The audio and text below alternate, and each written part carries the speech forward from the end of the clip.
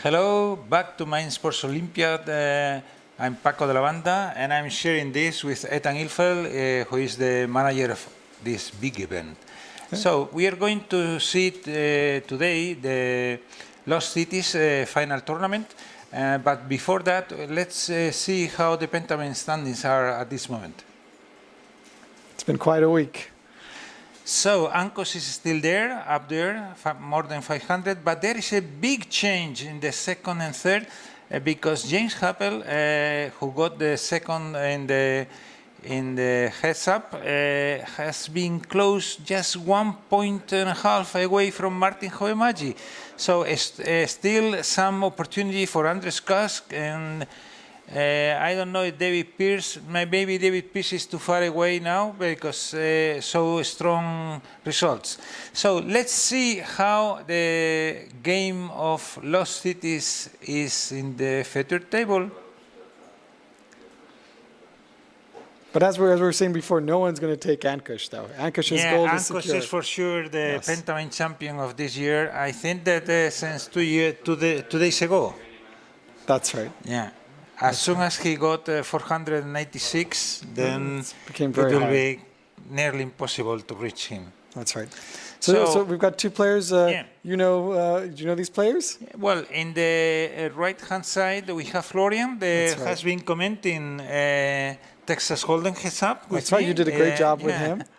And on the left side, I'm not sure. So it's Piero Zama? Oh, yeah, the Italian one, yes. Okay, one of the three seniors from Italy that used to take the senior Pentamind, Dario, Riccardo, and Piero. That's right. Very strong, all three of them. It is going to be a tough game, among the French guy, the Florian Jamain, and Piero Zama. Yes, this should be a great game. So he's opening with yellow, and he's put a handshake. And so. Do you remember? Let's tell them what does a handshake do exactly? Yeah, that means that the points score will be multiplied by 2. If you have 2 handshakes, then it will be multiplied by 3, and if there are 3 handshakes, they will be multiplied by 4. That's right. So a lot of focus. It's really by putting that down. Starting, with the handshake. Yes, it's very strong. I mean, Piero's put down a red handshake. Both of them have declared their intentions very clearly. As soon as you have started something with a handshake, that means that you want to put a lot of cards with a lot of points in this field. So we will not see no reds. 2 handshakes on the red. So Florian's not going to be giving any red cards until at the moment. No, not at all. Until some higher numbers. It's forbidden because the other player will take away immediately the. And he's not. And Piero's got 3 yellow cards he can't put out at the moment because those cards would be gobbled immediately as well. Yeah, absolutely. They will be helping the other player, Jamain. Meanwhile, Jamain's red 5. He's stuck with Florian's stuck with the red 5, but that's fine. It's not clogging up his hand like Piero's. No problem. So he's taking it easy. Ooh, 2. Both of them are going for yellow. Both players are going to play for yellow, so this is going to be fun. Yes. To see. Obviously, you can get penalized if you don't pass the 20-point barrier, right? Yes. You can actually get negative points that is for embarking on a particular. Way we count that you have to score at least 20 points. That's right. The cards have to add up to 20. So like 5. 6, 7, 8, whatever, have to pass 20. And if you pass 20, those points. The difference is what you score. The difference is what you score. But if you're under 20, you get penalized. And with a handshake, you're going to get penalized double. Yeah. So they're fully committed. And 4 times. That's right. So it's better that if you have handshakes, well, look. you should pass 20. Piero's got the 7 and 8, so that's already 15 there. And I think he put a 2 down already. And 9. But I'm saying he put a 2 yellow down, and he's got the 7, 8. So he's already at 17, so close to getting to the 20-point mark. So he's quite safe at this moment. And meanwhile, we see Florian. He put the 7, 8, 9, He's past the 20 on the green. He's not going to score that high. There's no handshake. But this is actually, it's more of And he a has the stalling 10. tactic. Ooh, So that's good. So he'll make points. That So means point. that he's going to make quite a good amount of points. And also, this is a game of timing. That's right. Timing is really, really important. And having cards that you can put without damaging yourself and not helping the other player. So That's both ideas at the same time, and that will be wonderful. Yes, he's laid down the greens. It's had it and pulled a card each time, and he's gotten some good cards. He's gotten some options, but nothing exceptional. He's still weak on the yellow. He's only got the 6-5. Yes. That's still a long way from 20. And any green card now can be discarded easily because no one is going to reach more than 20 points if there is 10, 9, 8, and 6. That's right. Florian's got a little bit of a tough spot here. He might have to lay down the 5, 6, 7s just to buy time. Ooh, is he committing or he's no, it's not. He's wasting time. Yes. Okay. Of course, now we see Piero cannot use the white handshake because the 3's been put down, so it's too late. Yeah. So he's buying time. Yeah. Maybe he's waiting for the blues. Yeah. I think now he can discard the 4 or keeping as he has the 10. There are potential. I think that he will have to start the yellow because he is only waiting for the 4 and 3. 3 and 4? And I don't think that he will have to start the blues without handshakes. I think that it is more important for him to wait. So there's a yellow handshake, but that's not... Red that's okay. has already 4 reds and 2 on the table, so 6 red cards. That's good. That is, he's going to start. Yes, and I believe there's a bonus if you play 8 cards. Yes, a 20-point bonus. So yes. red's on his way. Very important to start. To lay down as many cards as you have with only one color, but waiting. If you have a gap, for example, you have up to 3 and then from 7 to 10, and you need one more card, then it is important to leave it on the 3 and waiting for a 4, 5, 6, then to be able to put 8 cards of the same color. Yeah, if you can get a sequence like that, then you're golden. So Piero he's hoping to draw more red cards and white cards, obviously. And meanwhile, he's trying to buy time. Yeah. Lost Cities is such a great game, right? It's so easy to learn. Fast and very fast paced, and a lot of strategy. Again, a handshake nobody can use. Buying time. Yeah. So Florian, he's going for very good, for the white. He's not going to score a lot, but it's going to at least it will at least give him time. Yeah, getting time is very, very important.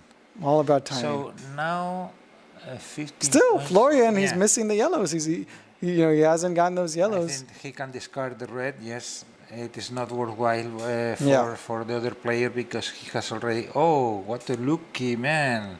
Oh, now he's got some nice whites. Yeah, nice whites because the 6 was already down, and so you can immediately put the number that's all after, because you know you can't get anything better. And he's going to put the 8. Yes. Yeah, nothing to think about. And the other player, he knows that the other player must have the 9 because if not, it is impossible to start. And then he can put the 10. Absolutely. But he's going to start is he? The blue. I don't know premature. Why. I will put the 10 for sure. No, there's nothing to lose. You can only gain by putting the 10. Maybe you get a lower blue. Maybe you get a... The only thing important not to put the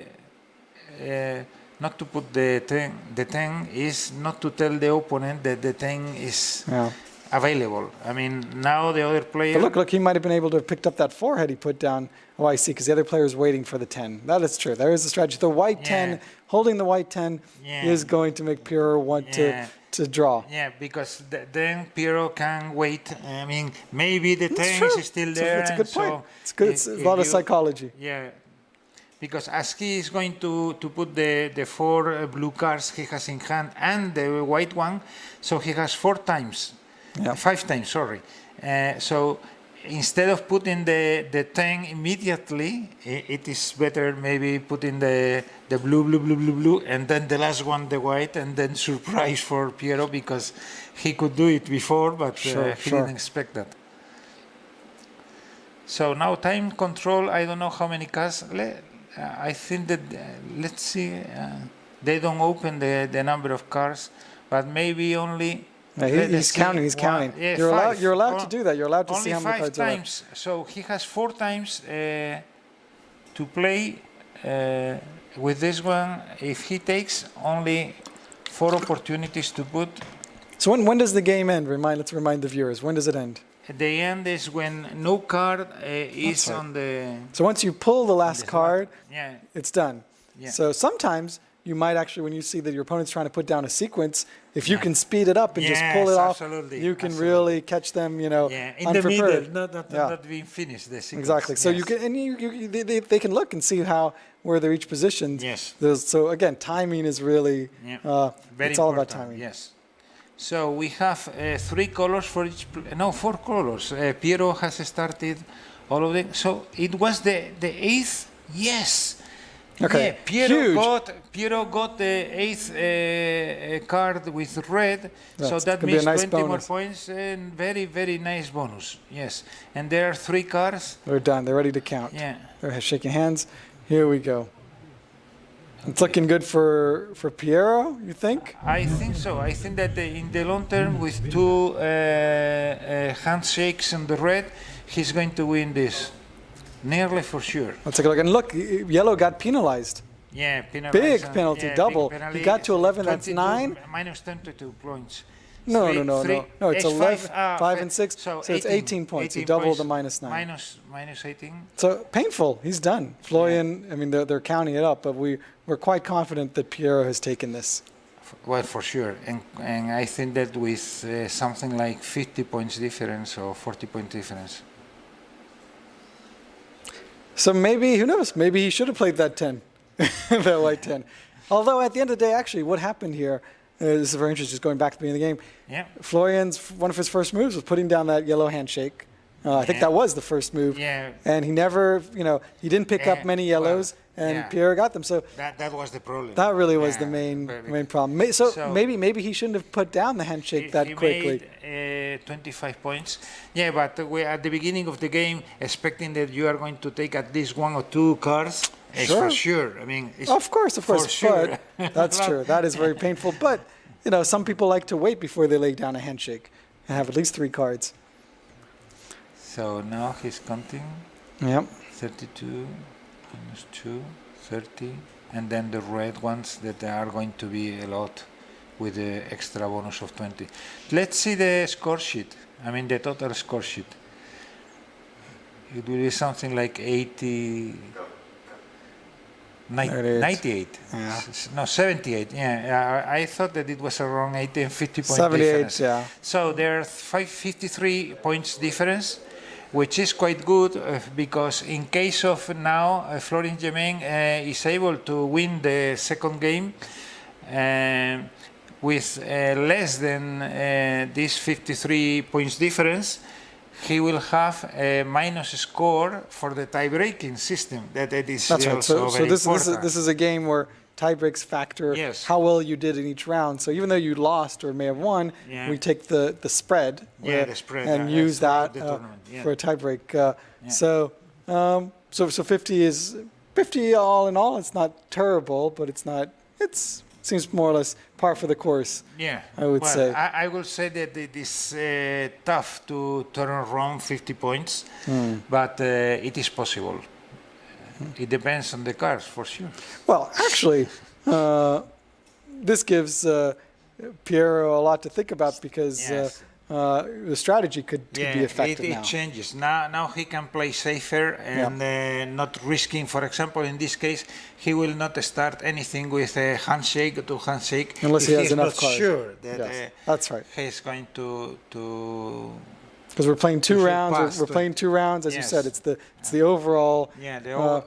Absolutely. Difference. So it's not just tie breaks. This is yes, it is a tie break. If it is a tie break in this match, exactly. Yeah. The tie-breaking system, when there are only 2 players or even more players, first is the head-to-head.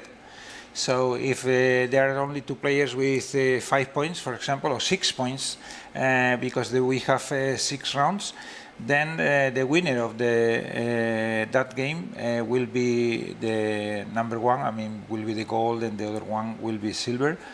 But second system, just in case there are 4 or 5 players with the same number, like 5 wins, that it will be possible.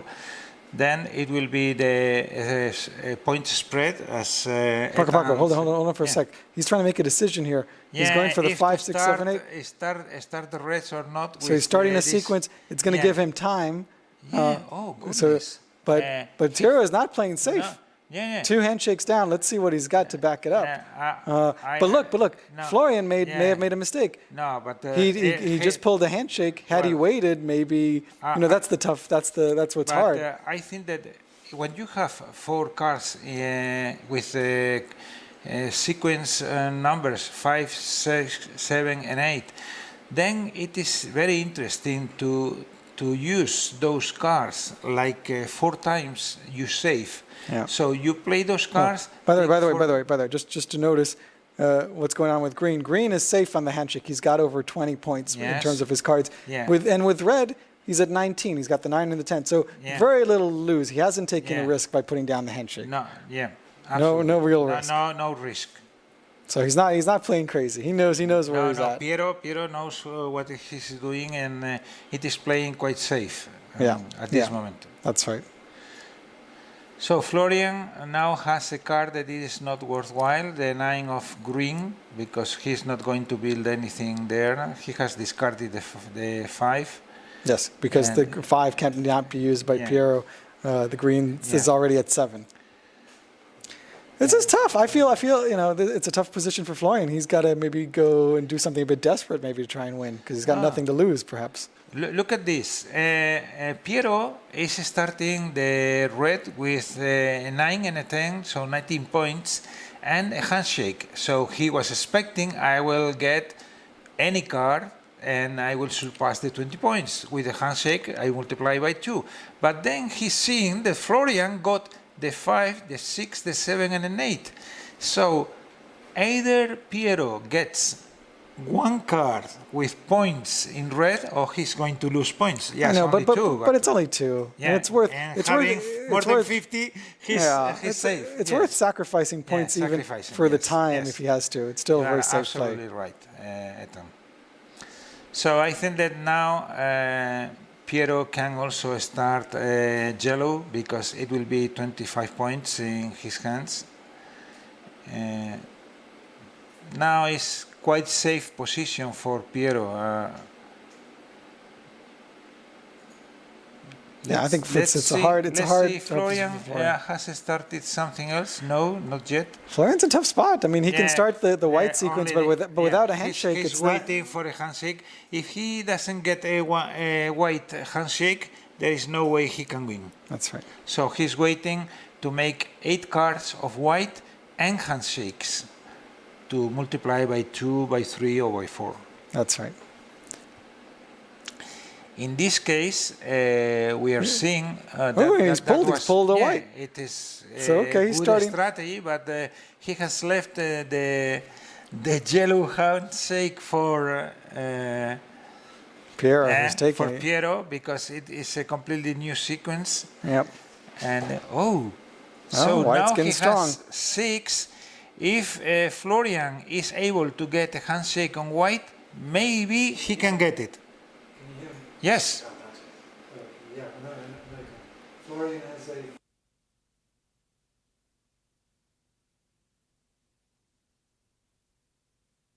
Yes, and going 50 points behind, it is nearly impossible. There we go. That's a lot of white cards. A lot of white cards. The 9 is blocking. He can't play that down, but he can put down the red handshake potentially. There's no risk there. He doesn't know what Piero has. The right move here is to put down the red handshake. That is the best move. Yeah, I will do it. And in fact, I will do that, and I will take the 3. Let's see what he does. Let's see if he is. Because if he starts the white trying sequence for a handshake, I don't know. I think he's got to do it, but let's see. He's thinking about it. He could just start the white sequence, but that's very conservative without the investor, without the handshake. What is the problem of putting the Well, he thinks another handshake if he knows that he has all the sequence? Well, the 9 and 10, it's true, there isn't much risk there. Yeah, there is no risk. That was the best move. Okay, and now he can buy time. He can put down the 3 yellow. There's no rush. He's going to do it. Drop it. Drop it. Yeah, the only thing is that he has to have 6 turns. Ooh, he cannot put down the 5.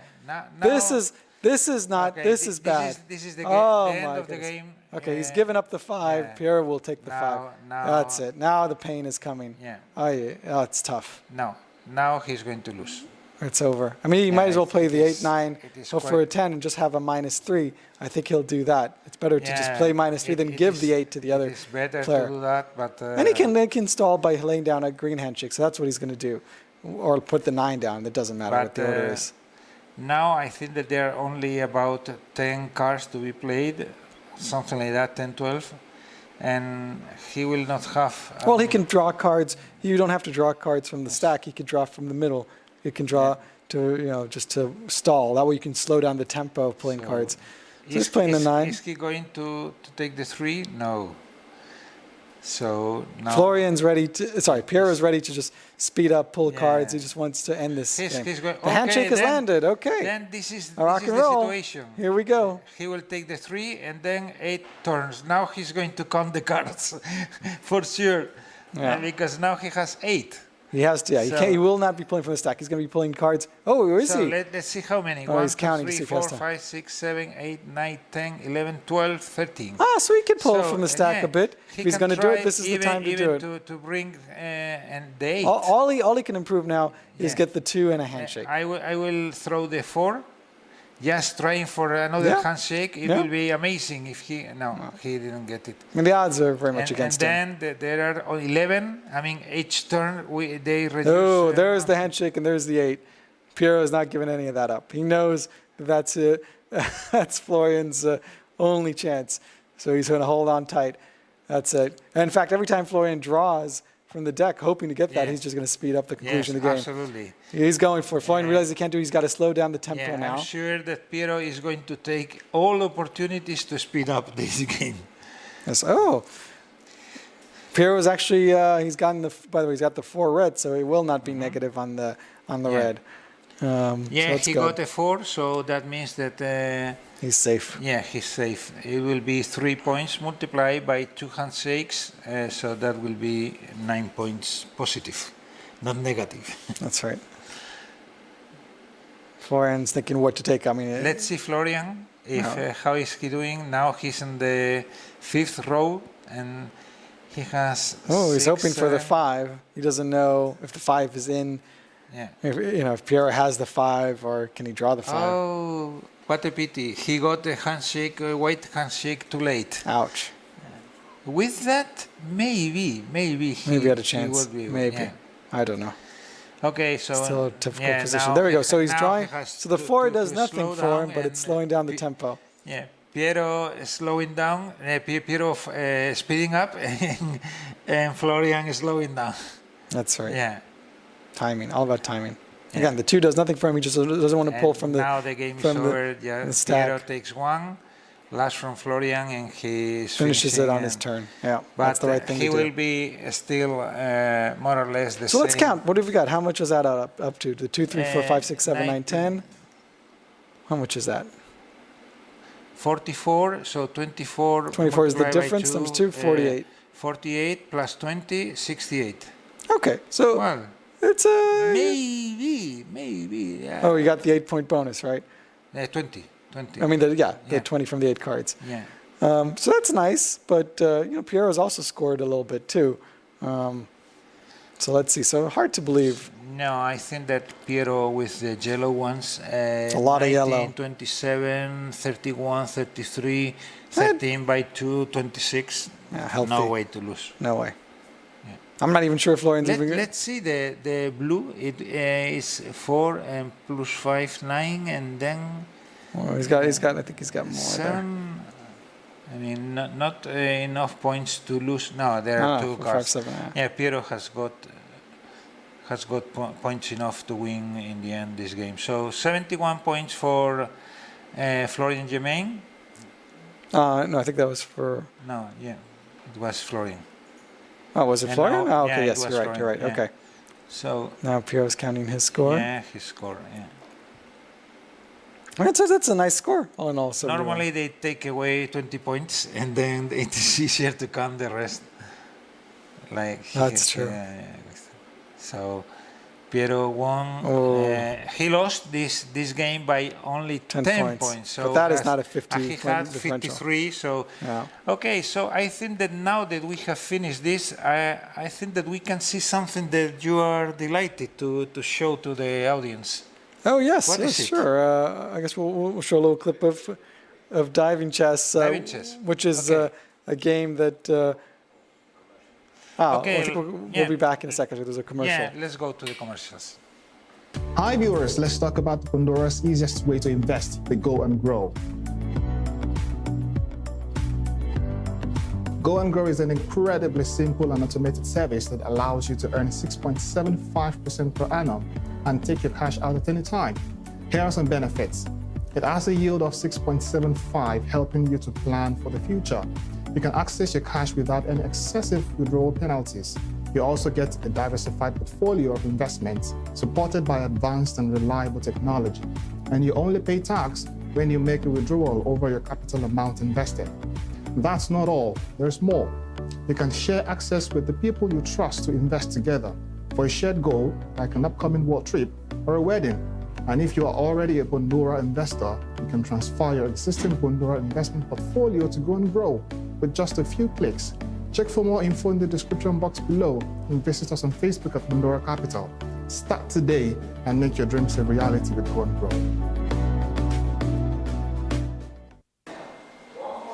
Hi there, my name is Eitan Ilfeld, and I'm very happy to welcome Dan Holloway to the studio. Dan, you won last year's Creative Thinking and Speed Reading Championship, and this year you came back and won Speed Reading again. Tell us how you did it, and let's show the audience the book. Let's start with the book, Implanted by Lawrence E. Tufo, which is basically a science fiction spy thriller. So it's sort of like John le Carré type stuff. And yes, I used a very basic technique. It's not magic.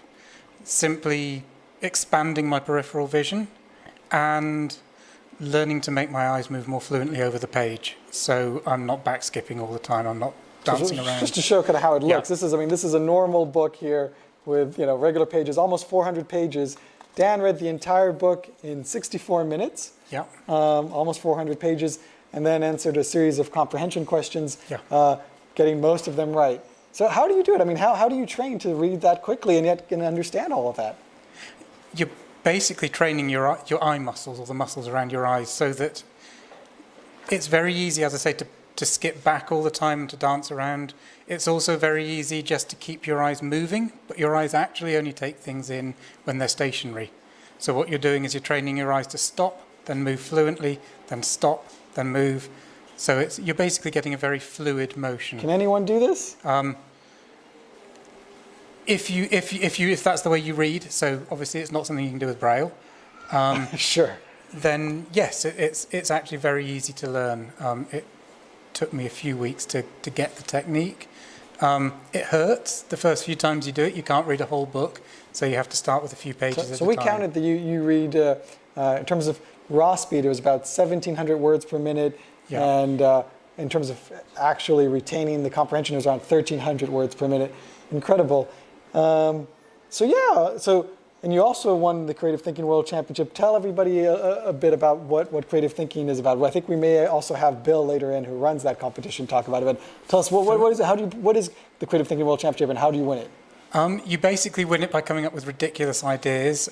Bill has a very particular sense of humour, so a lot of it is about coming up with humorous ideas.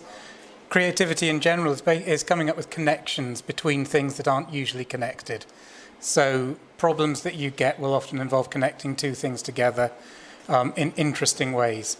And the real thing is that you're doing it in ways that other people don't do. So it's sort of like you're adding value, as that's a really bad phrase, but you get what I mean. So you're creating things that no one else has created before, different ways of looking at the world, different solutions. Man, on that note, I understand you've invented a game as well that's supposed to help people be creative. That's the idea. It's called Mycelium, and it's based on the memory systems of medieval monks and the MRI scans of battle rappers. Battle rappers? Yeah. How did they get into this? There was a very famous MRI experiment. They put people in an MRI scanner, said start freestyling, and the moment they started freestyling, the frontal lobes of their brain shut off.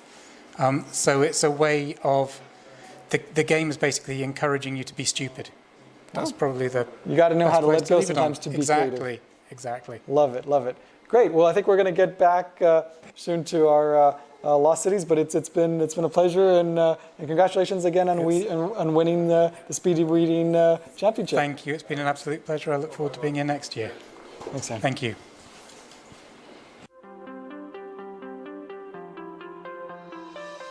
Hello and welcome to another weekly video from Bondora. A great question being asked by our investors from across the world is that why are we based in Tallinn? Tallinn is referred to as Europe's Silicon Valley and is a hub for innovative companies like Skype, TransferWise, Pipedrive, and of course Bondora, something not so commonly seen in a medieval capital city.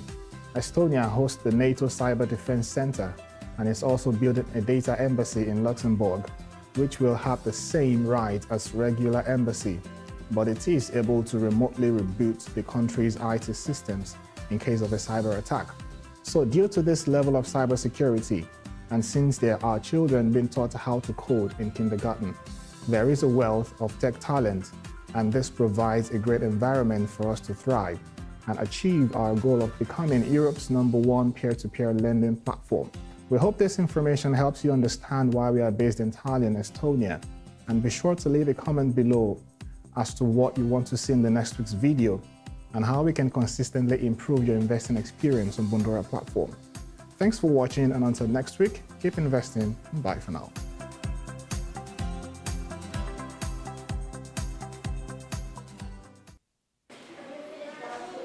Hello, back from the Mind Sports Olympiad. We were commenting the fourth round on the Lost Cities. I am with Alan Decker. It's a pleasure to stay with you, but let's go first to see how does this game, Lost Cities, work.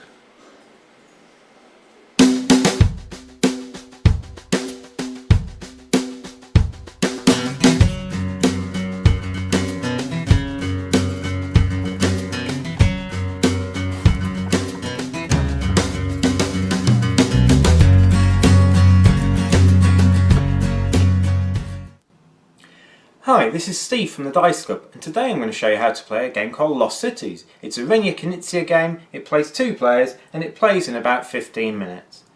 In Lost Cities, you're going to be trying to set up expeditions to various lost temples or lost places on the planet. You've got an Aztec one, a snow one, a jungle one, a fire one, and an underwater one. Just basically themed in different colours. You're going to get a hand of cards. That's the snow one as such, and you can see as the cards pile up together, they start making some sort of trail leading towards a final lost set of artifacts. This is the highest card in the red, and it gives you kind of like, it looks like some sort of Stonehenge based thing with volcanoes behind it. And what you're going to do on your turn is you're going to play a card, then draw a card. Okay, you can play a card to 2 different places. So I've got my hand of cards here. I've got them in 5 different colours of different expeditions I can start. I've got a 2 and a 6 in white, 5 and a 6 in yellow, and so on. And on my turn, I can try and launch an expedition. And launch an expedition, all I do is play 1 card of that particular colour in front of me. I might decide to play this white 2 in the white track. And then on future turns, I can only play cards higher than a 2 there. So I might not want to play, for example, I might not want to start with this yellow 5 because I don't have the yellow 4, 3 or 2. But I might decide to start with this white 2 and then I get to draw a card. So I'll draw a card from the draw deck and I've picked up another card. On my next turn I might decide I don't want to play anything else. I might, for the temporarily, I don't have to play 1 to my expedition. I could play 1 to the communal pile. I might decide I don't want to play one here for various reasons. I'm going to play the green 3 here and draw another card. On a later turn, I might decide to discard my yellow 5, and I can then pick up again this green 3. And my opponent's probably going to be playing cards down here, cards I want. So I might take them instead. The way it's going to work is you're going to score points for any expedition you start. If I don't start an expedition, it's going to score me nothing. However, every expedition you start is going to cost you 20 points to start it. So at this moment, with this white 2 here, it's going to cost me 20 points because I've started this white expedition and I'm only gaining 2 back. So this white expedition at the moment is losing me 18 points. If I can start to get to the point where I'm playing more white cards, there's a total of 8, so it's only losing me 12 points. I've basically got to get a total of more than 20 in white cards to make this worthwhile. So as soon as I start playing white, my opponent's not going to be discarding any white cards, or at least in this case I've got a white 6, my opponent's not going to be discarding any white cards higher than 6. And I would score at the end of the game for all the expeditions I've started, and the game will end when the draw pile runs out of cards. So at the end of the game, when the draw pile has run out, this might be my final board. I might have a total of 13 in yellow, but it would cost me 20 to start the expedition, so that would lose me 7 points. I have a total of 22 in blue, but that would cost me 20 to start it. That would gain me 2 points. And I have a total of 27 in white. That would gain me 7 points. In total, I've got plus 2 points. So that's not a very good score. You generally want to score in the region between 40 to 60 points. However, there are ways to increase the value of your expeditions. You may see these handshakes, you get these white handshakes, there's handshakes of different colours, and if I played my white handshake, it has to be the first thing that goes on my expedition. Once I've played other numbers down, I can't do anything else. But the white handshake would double the value of the expedition after you've subtracted the 20 points. So in this case it was 27, minus 20 was 7, it's now worth 14 because I have one white handshake. If you manage to get a second white handshake, it will triple the value of the expedition. So instead of being worth 7 after the subtraction of 20, it's now worth 21. There are a total of 3 handshakes of every colour. So if you manage to get all 3 white handshakes down, and the 2, the 6, the 9 and the 10, this would score you 28 points.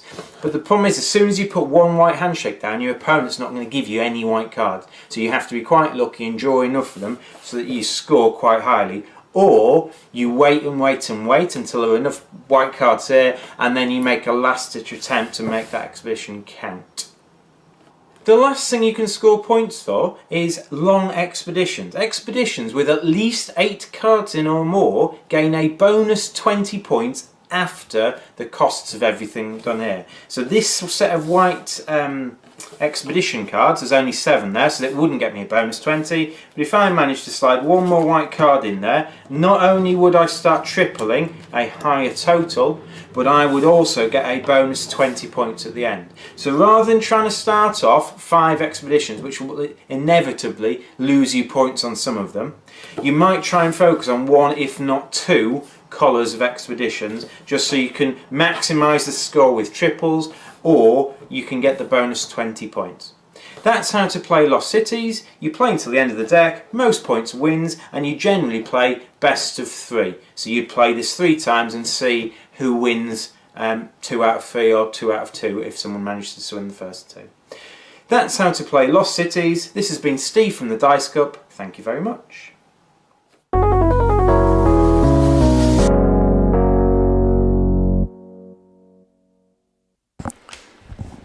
So back to Mind Sports Olympiad, and now that we have learned how to play Lost Cities, let's go to the standings up to now. We are in the 5th round and we are having the points of the players up to the 5th round. We saw Piero draw with Germany in the last round. So Florian, Jermaine, Piero Sama, Ricardo Gomez and Stephen Wright has 6 points. Martin Heimer 5.5, and then 5 more players with 5 points. Noah Concesión, Matthew Heitrell, Alejandro Pérez Andrada, Darío de Toffoli and Samuel Pires. So let's go to the first table. So we have here And Ricardo from Portugal on the right, and Piero from Italy on the left. So this is going to be a tough match. They are very good in these games. We have seen Piero in the former game, and he did it quite well. Yeah. Yes, I noticed Piero just started with an investor card in the blue. Yes. Yeah. When he only had 6 points in it, and Ricardo has already 16 points in it. Yeah, it's risky to Very start risky. something with only 6 points in hand, but he had decided that he prefers to wait for the rest of the colors and to start. Well, in this case, Ricardo has started something with a handshake, so he's investing on multiplying by 2, by 3, etc. And we see that Piero has 17 points on that. And they're playing really fast. They're playing exceptionally fast. It's exceptionally fast, yes. I think that as they have had a few minutes in the meantime that we are explaining all the viewers the procedures, the way this game is working, then they have had the opportunity to think about more in depth. Now, I noticed Piero got rid of his investor card in red, even though he had 12 points, and there's a possibility he may get higher reds. I would have held on to that, I think, for a little bit. Yeah. He also has 17 points. What quite often happens is you have cards that block up your hand, like those two white cards. He's not going to throw them away because Ricardo will pick them up. Yeah, at this moment he could invest one time to put the 5 of green because it is continuing the 4, and so he had not to waste time to do that. But now look, he's picked up another red. He's already got 18 points in red, and he got rid of his investor card, so that may have been a mistake. Are we able to pan down and see what's happened in the yellow? Yeah, in the yellow section. Let's see the situation for Ricardo. Let's move. So Ricardo, But Piero started 2 investor cards in the yellow. Did we see what he had in his yellow? No yellow, only the 2. So at this moment, I mean, the players don't know what the other player has in hand, but and they don't know what's coming out of the pack. Yeah, so they can expect something like 50% of the rest of the points will come to my hand, but it is not for sure. There's 54 points in each suit. So if you expect to get 50% of the cards, you can get 27 points. So both players could turn a profit in each expedition.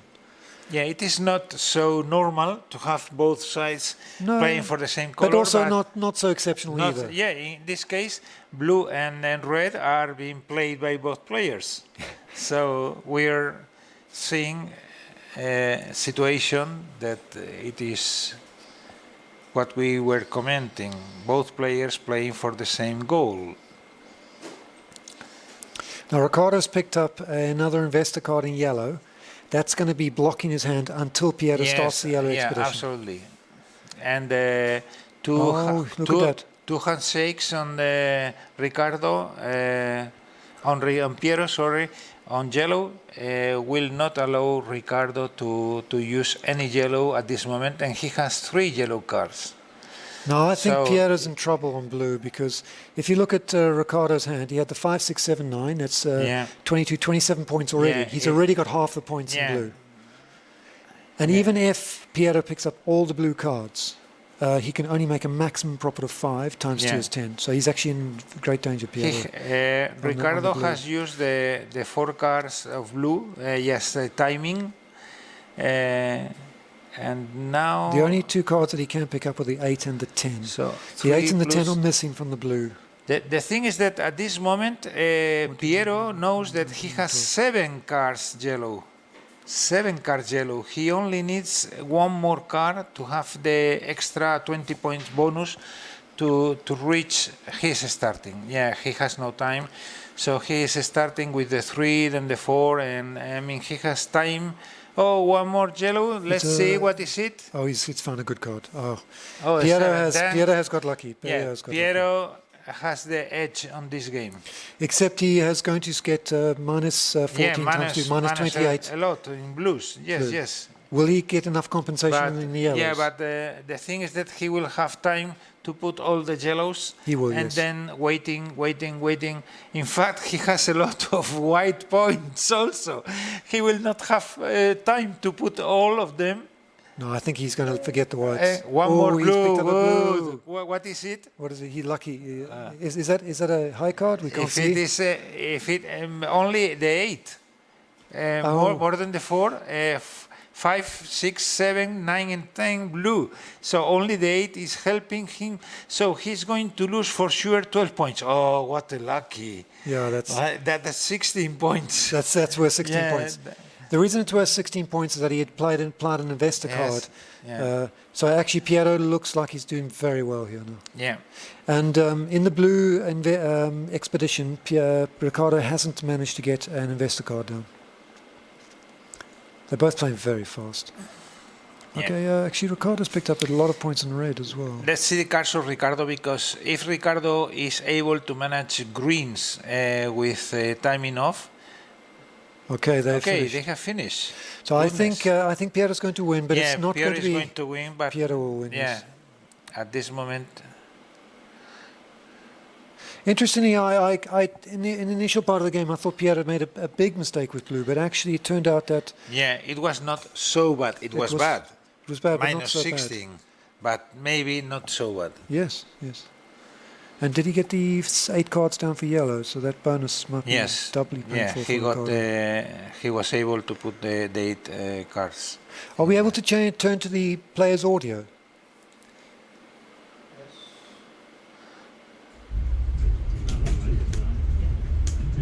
So 20 points out. So 14, 28.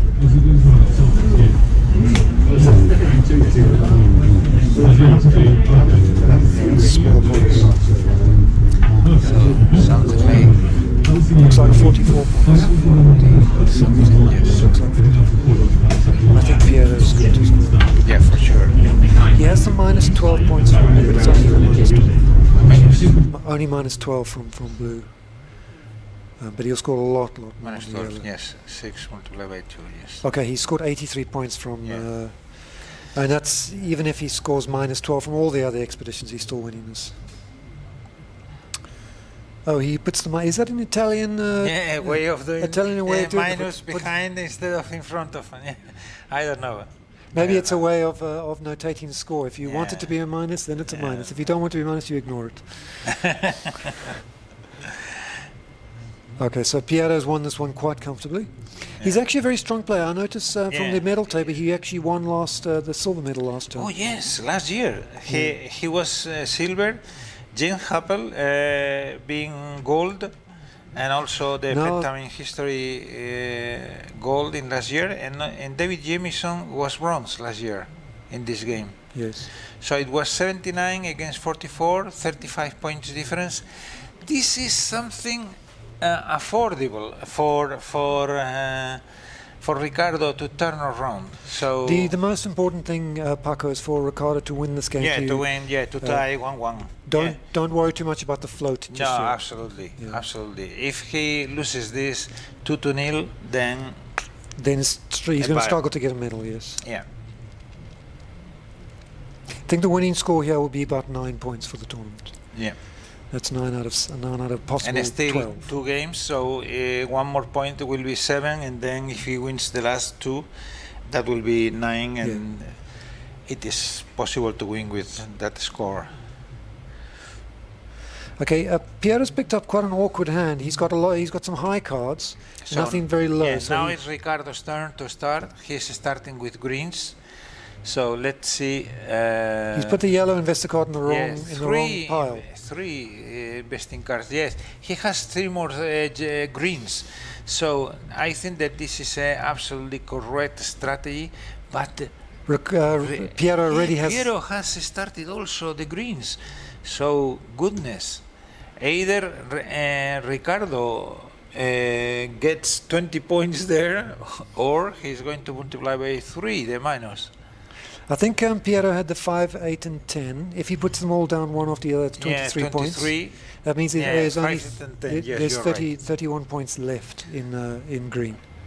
So, and you said that they were 54 points in so total. 31, only 23 pending. 23 for Piero. Yeah, So Piero's just taken 23 points. So he's got to have a small profit in green. He's given up on green, in other words. Yes. And by those 3 cards he's placed down, he enables him to pick up other cards. I think he's waiting for investor card in yellow. Do you notice how good his yellow is? 7, 10, 9. So he's got 26 points in yellow. He really wants an investor card. I think if he does pick up an investor card, I think he's going to win this game. Oh, and he did. He played investor card. What a pity. Oh, I think Ricardo's I going know, to what a struggle pity. now. No, He's got what a good card for him. Yes. I think Paco, I mean, what a pity for Ricardo, because this is going to be tricky now. This is going to be tricky. Well, so Ricardo's going to really have to pick up some excellent blues. Yeah. To stand a chance here. So what have you got here? Or 8 greens. That maybe there's only a maximum of 31. He has 6 at this moment. Okay. 6 greens. If he is able to get 8, but it is quite strange. 3 cards out. There are 13 cards each. Yes, there's a 2 to 10. It's that's 9 cards and 3 investor cards. So there's 12 cards per 12 suit. cards. Oh, actually, no. It is 13 cards because you have the 2 to 10.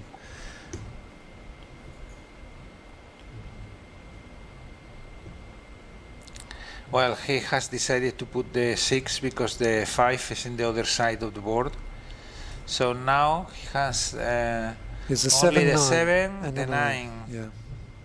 7 and 9 is 16 points, so that's 30 points. 10 plus 17 is 30 points. No, 29? 29, So correct, 9. 29, so the 2 is missing. Yeah. 29. So Ricardo really needs to get that 7 and the 9 to make a turn of To profit. make a profitable investment on the 2 handshakes. Now, the one thing that's going pretty well for Ricardo is he's got a hand fistful of yellows, which is good because Piero has 26 points in yellow. Yeah. He might have to just take a loss on yellow, just play them out, because what he can't do is he has what's that, 18 points in yellow. I would be tempted to just play them, just to get out of and get the new 2 cards. and the 3 and getting new cards. Yes, Yeah. yes. I will do the same for sure, unless he has the 7 and the 9 of green that he can immediately place them. Could we see Piero's cards to see what he's thinking about? So what's he thinking about? The 9 of green is in Piero's hands. So that means Ricardo this means that Ricardo is going to set the thing. he's going to get maximum of 20. Yeah, 20. So Ricardo needs the 7, otherwise, and has it. even if he has gets the 7, he can score 0. He has the 7. I think I that think he Piero's- has. Yeah, I think Piero's going to win this. And also he's sitting with the 2 and the 8 in blue, so that's another 10 points that Ricardo needs to catch up on the yellow. I think if Ricardo does not pick up the 7 blue, the 7 green, So rather, Piero doesn't want to put the 7 2 of blue. I will do the. Oh, he started to pick up. Is he going to try to pick make up an white. expedition in white? That's a strange move for. What? What is that? Okay, so he picked up white. I think. I don't understand. I don't understand. I think Piero was thinking that he might be able to make a profit in the white expedition. But what Ricardo did is he was alert to that. Yeah. And as soon as he picked up the investor card, he picked up the investor card with the white pack so that Piero would not be able to use the investor card. Now what I would do as Ricardo, I would not pick up that 3, because if he did, Piero would be able to get the investor card. Yes. Now we can see from In Piero's fact, hand. he will do the investing card and then taking the 3. But if Piero takes the 3, Ricardo will now pick up the investor card. Okay. Yeah. So that Piero does not get the Okay. Ricardo avoided to have Piero taking the 2 investing cards. And he has started with the 3? So he didn't start with the investor card. Interesting. Now I Okay. think Piero made a strange decision there. Yeah, very strange. I wouldn't do that. I would rather prefer to speed up the game and just to reduce the opportunity to Ricardo to recuperate those 30-something points, 37 difference on the first game. It was 35, I think it was. 35, okay. Oh, I tell you what, Ricardo's just not finding the cards. Blue. Yeah. He's just Blues. not finding the cards. So we already have 20 points. Piero has 20 points in blue, and Ricardo really needs those. So Ricardo's only got 19 points in blue, which means 20 plus 19 is 39. So there's only 18 points 0 left. points in green at the most. At the most, yes. And if he doesn't pick up that That's 7, really terrible. 21 points. that's 21 points down minus, on the green. Yeah. So I think Ricardo is going to have to get lucky. I have seen one green card on Ricardo's hand. Can you? But no. I don't think he does. Maybe it was a handshake in the middle, yes. No, he has no. I think he has to play those yellows just to get new cards into his hand, and hope that he picks up the 7 Blues. green and blues. 7 blues. green and blues, yes. Or more white. Yeah. No, Piero's going to win this game. He's no. That's for me. He's is a mistake. discarding. That for me is a mistake. Well, it is also possible to discard that because only 20 points, he's not going to get anything else. And but at least it keeps his hand moving. If he picks up a 6, he can play it. He can do it the same because the yellow on the other side is already up to complete. 9, so no problem. Okay, that is correct, yes. So he's starting the blue. Piero is starting the blue. Okay, so that's bad. That's a bad news for Ricardo. So now Ricardo will realize that he's facing. He has lost. He's lost, yeah. So Ricardo will just have to play and hope for a bit of luck, limit the loss. Yeah. So it's well played, Piero. Yeah. So Piero has an interesting style. Most people play very straightforward, I would say. Yeah. But he did something quite unusual in the middle of the game by picking up white. I did. Both of us found that quite strange. but he will know. All right, so Ricardo's just trying to limit the loss now, I think. Yeah. He did pick up a 9 and 10 of yellow, of white, so that's a good news for him, but that's no investor card there. So the problem for him really is that green. He has to pick up that 7. Yeah. So, look. Why has he picked up a white? So is that because he wants to delay the end of the game? Just so you know, viewers, if the players run out of time... And how many cards are still left? We're not able to see the discard. Yeah, because they have spread it. And let's see... Are we able to move the camera down to see Yes, only just 2 cards, yes. So 9 and 10 white. So how many cards does Ricardo have to play? He's got a 9 of blue to play. Only the blue card. And he hasn't got the 7. So Piero's going to win by a huge margin. And Okay. All right, so this is going to be a massive win for Piero. Really. Which will put him in pole position for the gold medal. Yes. And sincerely, I think that the cards that Ricardo has got are really bad. I think Ricardo has had poor luck this game. Yeah, I think the last game was very much more competitive.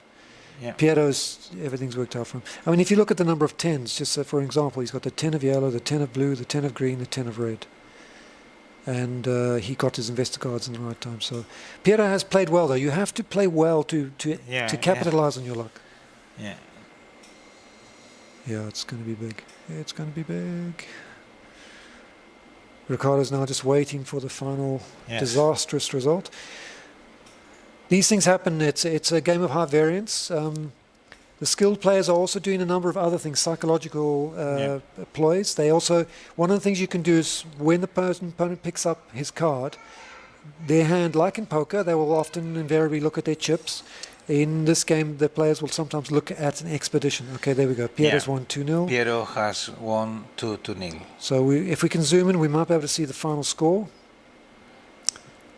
Let's try and zoom in quickly. Can we zoom in?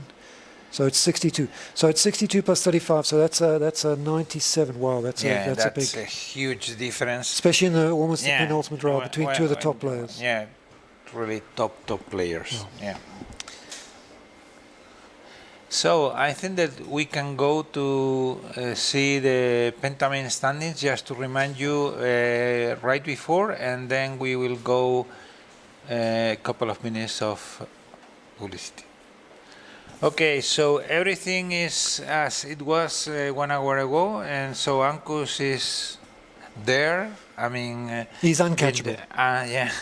And then Martin, James, and Andres are still competing for the silver and Now, one of the bronze. players down in 10th position, Lumen Sperling, he's a new player to the Mind Sports. Yes. Welcome, Yeah, Lumen. welcome him. He's looking really good to win the Agricola, and that will mean that he can replace his score of 76 with a score of over 100. So he should bump up to about 475, which should put him in fourth, maybe fourth or fifth place. Okay, let's go to commercials, and then we are going to see something really spectacular.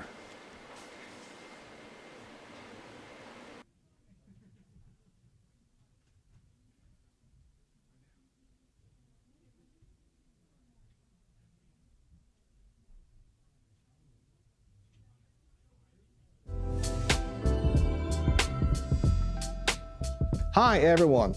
This time, we would like to give you an overview of what peer-to-peer lending at Bondora is all about. Compared to traditional bank credit models, peer-to-peer lending at Bondora makes you the bank, while our platform provides you the borrowers to lend to. So as an investor, you can generate profit from the interest paid by the borrowers, while the borrowers benefit from the quick access to loans they need. The concept of peer-to-peer lending is relatively new in the finance market and has grown rapidly in the last decade. So if you are new to peer-to-peer lending, would like to be an investor, you can visit our website at bondora.com for more information, or check us out on Facebook at Bondora Capital. And that's it for today. Visit our website to start investing and subscribe to our channel for more videos. Thanks for watching, and bye for now.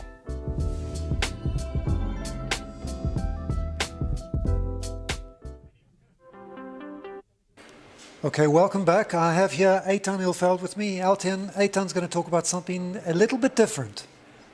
So yeah, I think we're going to show a short clip in a sec of diving chess, which is a chess variant that I came up with. Basically, you're playing chess in a swimming pool, and instead of using a chess clock, that's usually how games are regulated in terms of time. Here, you can think for each move for as long as you hold your breath. So it's quite simple. You go down, and you have to make a move before you come back up. If you don't make a move, you get a warning the first time, and the second time you lose the game. So you really have to make a move while you're down. And can I ask how you came up with the idea, Eitan? Sure, yeah. So we have a great event called the Creative Thinking World Championship here at the Mind Sports Olympiad, and I did that a few years ago, well, about a decade ago actually now. Time has flown. And I came up with the idea to try and push chess to the next level. I had seen, so it was in that event that I thought about it, and I had seen chess boxing, yes. which is quite amusing, where you alternate rounds between boxing and chess. But I realized that wasn't really about the chess. That was more trying to combine the two, but I thought the boxing dominated in chess boxing, because you could actually fortify your king and then try and beat someone in the ring. But in diving chess, you're playing normal chess. You have to win on the board. You're just doing it under very physically demanding constraints. And again, you can think for as long as you hold your breath. So it's a very pure game in that sense. And the tempo seems to lend itself quite well to chess. Because, I mean, you could try and do diving, I don't know, Scrabble or whatever. I noticed in the diving clip, in the clips for diving chess, the board is about a meter below water level. Is that specified in the rules? Well, our host is the third space in Soho, and that just happens to be the pool that they have, which is a great pool. So you could play at 5 or meters depth, or absolutely. I mean, the deeper, the more challenging it is. Yeah, indeed. I mean, it's quite hard to go down and to be underwater. You know, you want to kind of exhale it out, the oxygen, in order to kind of sink down. And does the event favor swimmers? You don't need to be a swimmer to be able to do it. Not at all. I mean, obviously you need to feel comfortable in water. Sure. Otherwise, there's no way you'll handle the stress. But anyone can do it. You want to be physically fit. You've done it in the past. You can tell the viewers how physically demanding it is. Well, the event takes place over 4 hours. Depending on the water temperature of the pool, it's actually pretty demanding after a couple of hours. The first game's great. You're full of adrenaline. It's a lot of fun. But by the second and third game, you've really got to look after your conditioning. If you're not keeping yourself warm between rounds, if you're not a very buoyant person, for example, if you sink very easily, or if you don't sink very easily, you have to have some sort of device to help you either float more or sink better. Absolutely, and heat, like you said, is important. So players they often will go and have a hot shower or go into the sauna between rounds just to warm up, or swim laps between rounds. The more blood that you get circulating, the warmer you feel. And when you're standing still and just going up and down for a few hours, I mean, that's not enough to really keep you warm. Now, when I competed, and I noticed a lot in the clip, a lot of the players are doing this, is they carry weights to help carry them down to the bottom of the pool. That's right. So many players like using weights. Some players are purists, and they like to do it without that, and they're able to do very well. I mean, David Jameson, who's one of our champions, he doesn't use any equipment except for goggles. You definitely need goggles. Yes. Now, you touched on the rules. If a player comes down to play to make a move, and they find that they haven't taken a good breath, or they need a bit of extra time to move, what happens if they do come up without having to completed their move? That's right. So you get a warning the first time, and that's okay. But the second time you lose the game, so you gotta do it. So this is a world championship, and it's a great event. We'll be doing it again next year. So I hope to see a lot more people next time. We're going to go straight back to the Lost Cities. We're not going to go straight back to the Lost Cities, I've been told. Can we find out who got the medals in the diving chest this year? Well, I think we're going to go to commercial in a sec. But I will say that Reiko, who was the defending champion, he won this year, and it was a great event. We had 15 players. I actually spoke to Reiko earlier today, and he told me he'd bought a 5mm wetsuit, and he carried 15 kilograms of weights in order to help get the right depth for. He definitely came prepared. He came very well prepared. All right. Well, we're going to wrap for now, and we'll see you guys soon.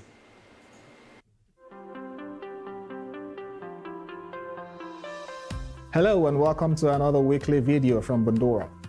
A great question being asked by our investors from across the world is that why are we based in Tallinn?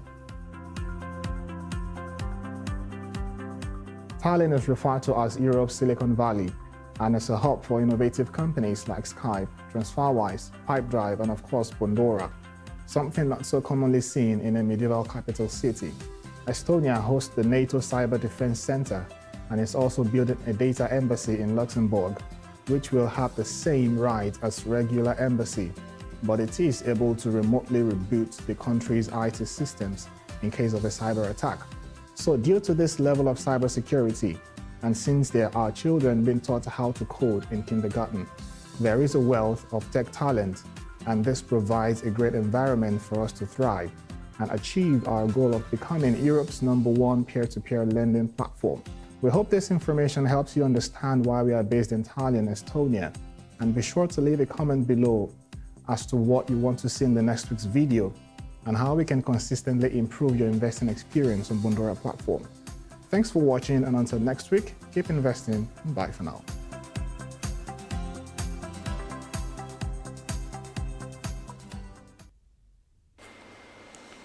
So back to Mind Sports Olympiad, we were commenting the 5th round on the Lost Cities. So now we have the standings. Let's see them.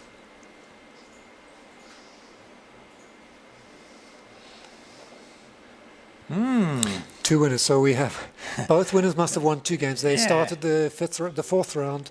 They started the 5th round rather with 6 points, and they've won their matches 2-0. Yeah, amazing. So that means that Martin Heimer and Dario De Toffoli both can still win the event if they beat Florian and or Piero 2-0. Yeah. But they have to beat them 2-0. They have to beat them 2-0, yes. Yeah, 1-1 will be perfect for any of Florian or Piero to have at least silver medal. Now, Florian and Piero played in the 4th round, so they won't be playing. Yes, but I mean that if they draw with any of the Martin or Dario, then they will be silver at least. At least, correct, yes. Okay, and then we have juniors. We have Noah. And we have Victor and Samuel, 3 juniors with 6 points. That's great. I noticed Noah Concepcion, she's from Spain. Yes, and Victor also. Both of them are from the Canary Islands, and I am really proud of them. And there are 2 Portuguese, Ricardo Gomez and his pupil, Samuel Pires. So let's go to the first table.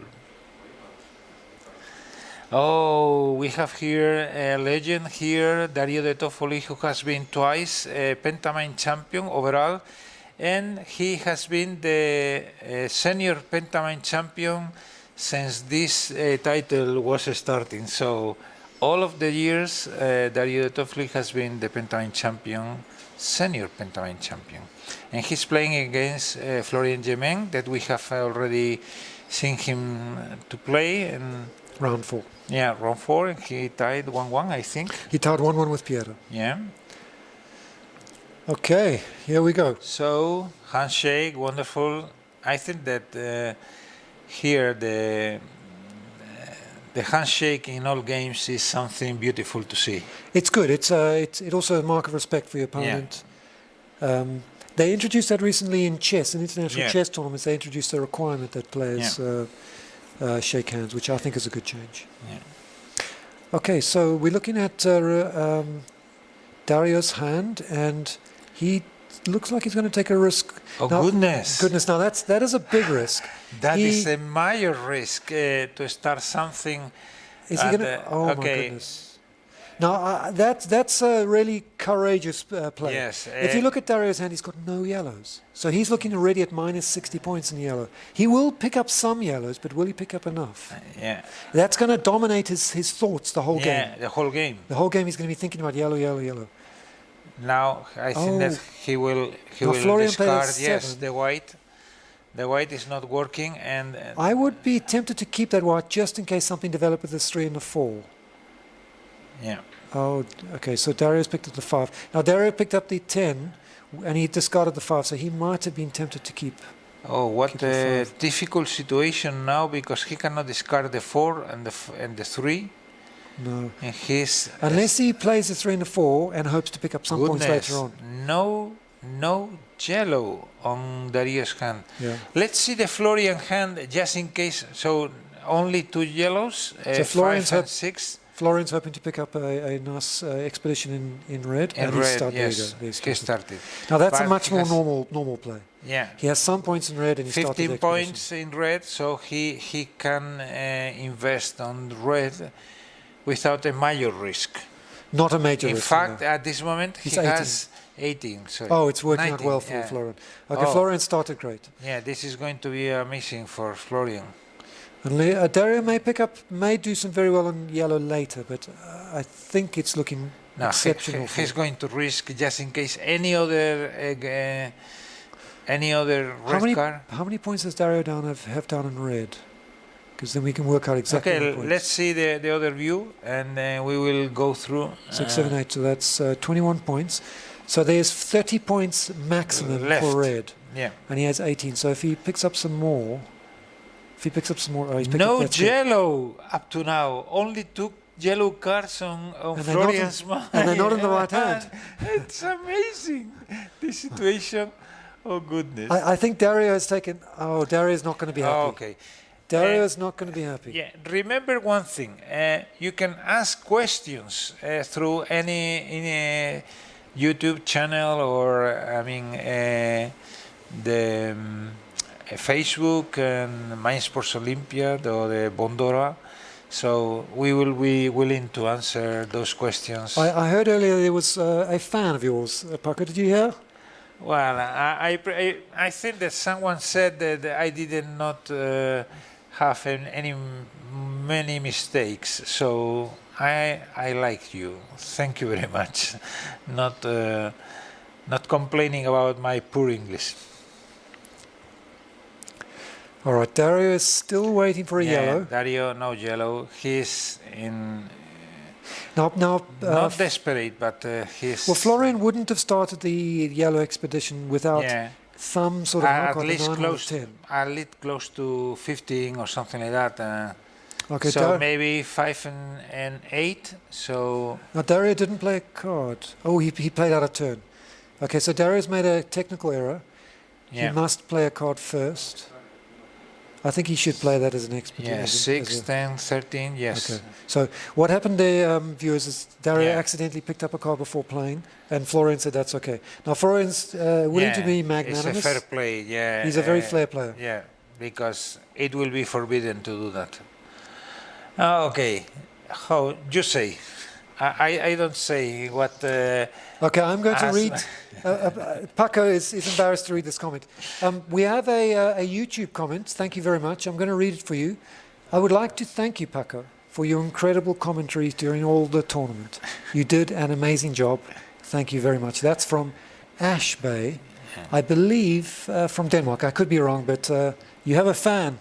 Well, I have a fan. Thank you yes. very much, Ash Bay, for those kind comments. Okay, thank you. Right. Dario's picked up at least some sort of hand in blue. Yeah. And he's got to hope that Florian doesn't pick up a good hand in red.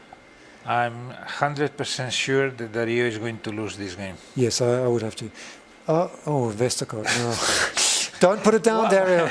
Don't put it down. Dario. That's not the yellow he wanted to see. You are going to suffer. Yeah, so Dario's in an awkward position. This is Now, so what's going to situation. go through Dario's mind here? He's going to try to limit the loss. Yeah, limit the loss. Yes.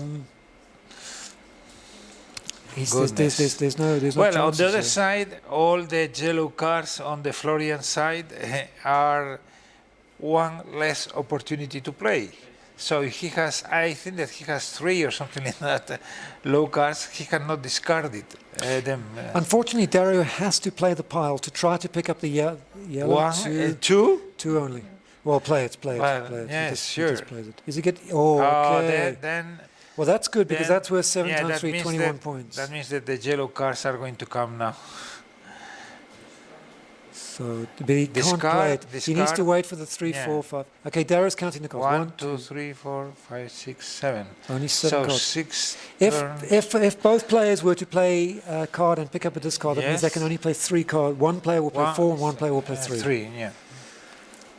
So Dario's in a tricky situation. Oh my goodness, he's got the 3, 4, 3, and 4. 9. So Those you are said cards that 16 Dario will points, never see.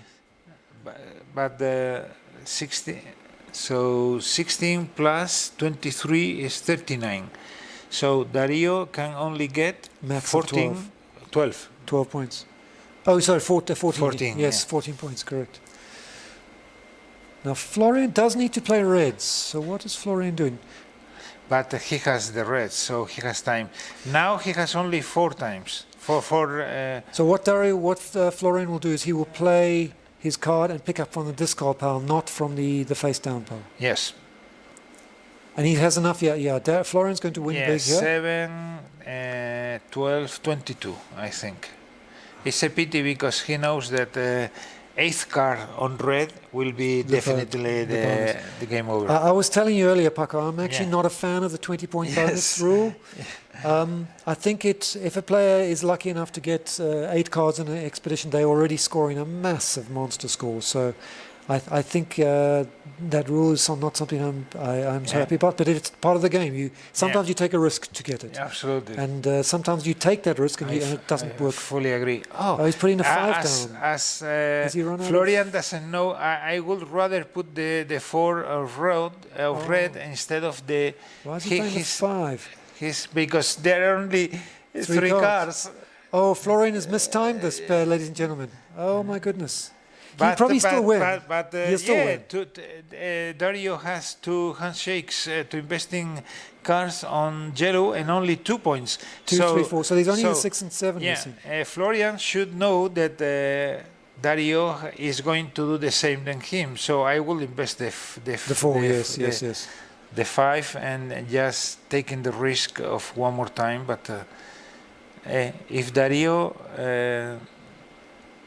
doesn't take from the center, then it will be 18 multiplied by 54 points. So 54 that's points, that's minus points. That's right, yes. That's looks like in the discard pile there's only 2 cards. only 2 cards. May we see it? Maybe, can we zoom down? Just the 2 cards. Yeah, 2 cards. So both players have got more than 2 cards to play. Florian Darius plays picked up safely. the 6 and the 7. Yeah. Not Darius should play the 6 and the 7, shouldn't he? Oh, Well, he thought I am lost, so so Florian will win this one by a huge score, I by a think. huge score. Yes. Yeah. Okay. So Florian was smiling. I think that Dario Took too much risk in the yellow. Yeah, He took too much risk. And also the from problem was, by taking that risk in the yellow, he dominated his thoughts the whole The game. rest of the game was just focusing on, He couldn't develop another suit. or anything. another strategy. So he was not flexible. He took a. It sometimes pays off. Yeah. Sometimes it pays off to Well, do that. in fact, if you receive the 50% of the points on yellow throughout the rest of the game, perfect. Perfect, correct. 20-something multiplied by 3, so that will be 7 times 7 multiplied by 3 or 8 or 5 at least, and that will mean 15 points. But he didn't take even 50% of the points that they were in play on yellow. He only saw the 2, the 6, and the 7. 6, 7. That's It 15 was points. 15, yes. And so, 1/3. Not even 1/3. Just under 1/3 of the points, yes. In fact, I think Florian saw the lion's share of all the points. Plus So 28. plus 28, yes. Okay, he's lucky he's only plus 28. Well. Okay. Well, that's the game 1. So Dario will be trying to get something from game 2. He can still win the bronze medal. 7.5. Depending on what if happens most with of the players with 6 points make a tie, 7.5, it is going to be important. Yes, some of the players in 6 could, of course, win their games 2-0. Yeah, for sure. Which is very interesting. Yeah. So actually, all the players in 6 points have still got a chance to win a medal in this tournament. It'll be great if we could find out the results live, if that is possible. But right now we're focusing on board 1, and they're about to start their second game. Florian's smiling away. Yes, He had a great game. He knows that now either he is gold or he's silver. Yes. There is no way that he can get anything less than silver. Correct. Yes, because if Martin wins 2-0, Martin can still win the gold. Yeah. But if the other game ends 1-1, then Florian can at least get the gold or the silver. Yeah. So. May we see the standings on the Lost Cities, because I think that at this moment Florian has the silver assured. No, I mean the overall standings from the previous round, after round 5. After the round 5. Just a quick. Okay, yeah. There are 1.5 points difference. So for sure, even if Martin wins 2-0, then Florian has silver. Correct, yes. Okay, let's go to the game. They have already started. In fact, Dario has started with investing in a handshake in the blue with 10 points in hand. Now he has nothing. He has at least 10 points to be sure that that is not going to be a wrong investment. I like Dario's strategy with white. He doesn't have a lot of points. I fully agree. And if Dario only plays the 4, 5, and the 10, a lot of players are reluctant to just take a 1 or 2 point loss. Yeah. That's not a problem in this game. It keeps your hand moving. It doesn't block your hand. Absolutely. This is a game with so big importance on timing. If you will be able to say pass without anything happening, you will do it many times. Please pass, I want to pass. Just take one card and not discarding anything or... Okay, Dario's picked up a very nice hand in red. Yeah. So he has 6 red cards. Up to the 6 is the highest card. 4, 5, 6, and he has 9, 10 in his hand. So he has a good score. He has a good score in red already. Okay, he's not going to get the 7 because Florian has he can get the 8. So he's not going to complete 8 cards on red, but he's going to have 15 plus 19 is 34. 34? 34 so points. 28 points because there is an investor. So for sure he's going to have 28 points there. Okay, he's just got a green. That I think was is going to be picked yellow, up by Dario. Nice yellow. So at this moment Florian has nice yellow cards. Okay, Dario's left the green in the middle. He's going to try to encourage Florian to discard green, I think. With so many cards to play, he has invested the 5. I don't understand. And now look at that. Florian's picked up the 4. Yeah, That- I think that was a mistake. It was a mistake because then why not use I think it would have been more wise to discard the investor card in them green. in green? Yes. Yes, and wait 1 card. Right, and so he's not waiting for the 6 He's either. becoming nervous. I don't understand. And then the 6 and He's still the 6 missing, yes. what is going on? Okay, don't 7's a understand. luck. Well, 7's 7 a good and 8 7's a good card, yeah. in white. That is marvelous. So he will just play those now because Yeah, that means he can move. that means that Florian has 2 timing moments with the 7 and an 8 on white to take new cards and Also and the one more. Yeah, in the investor card can be investor discarded. card, yeah. Yeah. So he has 3 cards to play on white, which is nice. He keeps his hand Yeah, moving. he keeps moving. Yeah. Okay, that's good. That blue's good.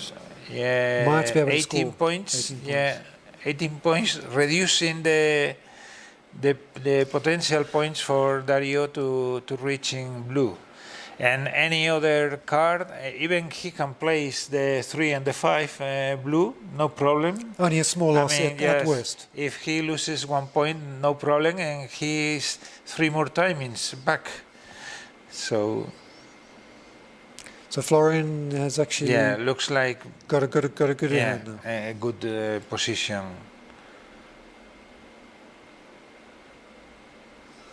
All right. Can we switch to Dario's hand? Yeah, okay. So Dario's He's worried, thinking yes, he's worried, he's, yeah. He started well. Yeah, the investing in reds, he knows that it is going to be profitable for him, but Maybe he invested a bit too quickly in the reds. Didn't wait for the second investor card, maybe.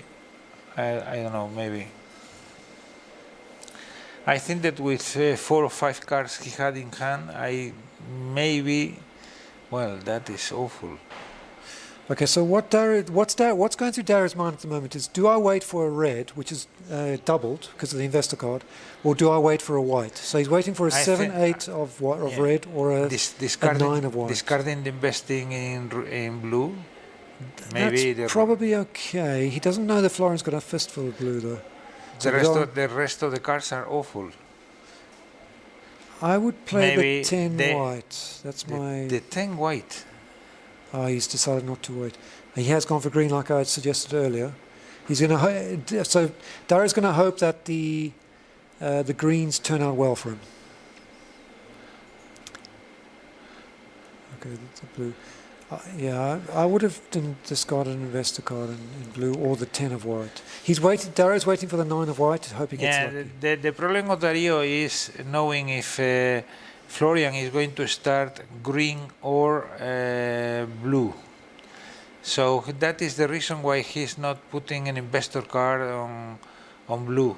That is a good strategy. I think that he did the right thing, putting the 4 of greens. Yeah, he's picked up a nice card to go with that. So now he can do whatever he wants, and he's got timing points. Yes, yeah, timing. Very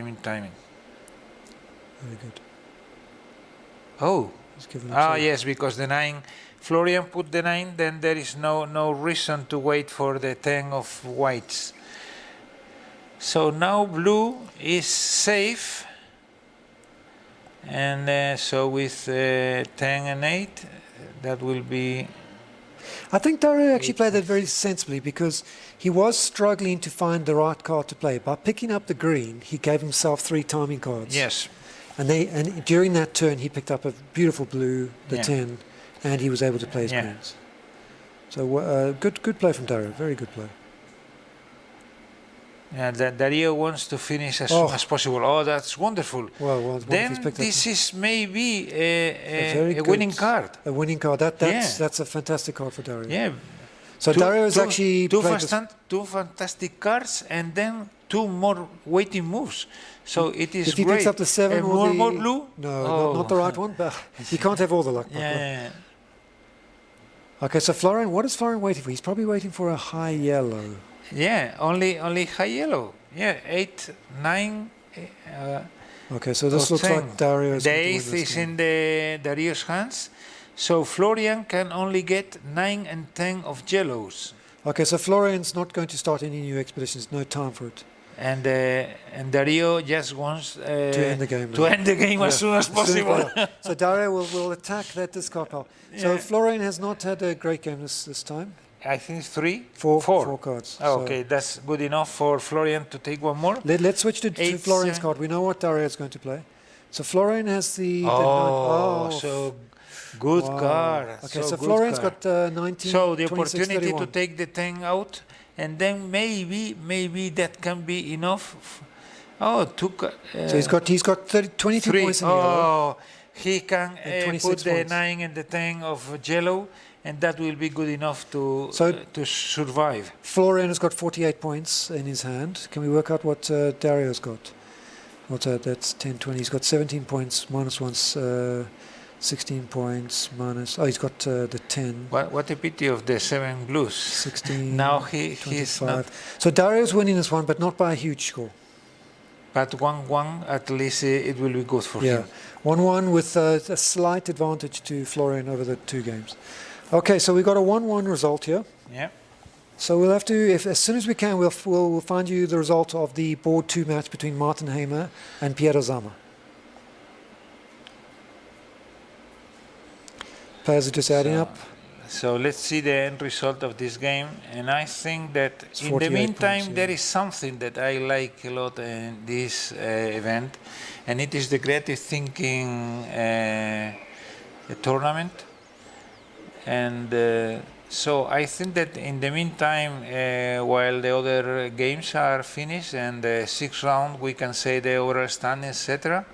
So for 16 points, so he's going to lose by 12 points in total, but he has won this, so 1-1. So that's 16 points. Okay, we're going to cut to an interview now. Hello.